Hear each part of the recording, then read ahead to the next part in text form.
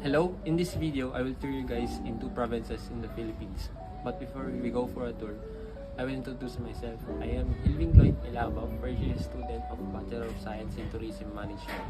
So, let's start. First province is the Abra. It is located in the Cordillera Administrative Region.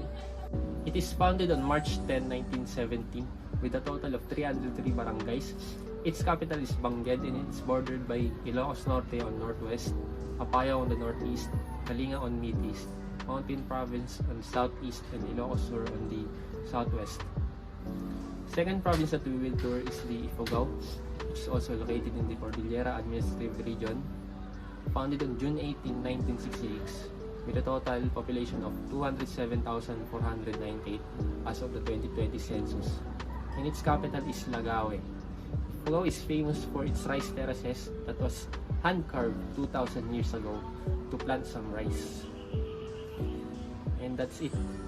Thank you for joining me in the tour once again. I am Hilving Lloyd Ilaba, first year student in Tourism Management. Hope that you enjoyed this mini tour with me. Thank you. Choose Tourism, choose UAE Manila.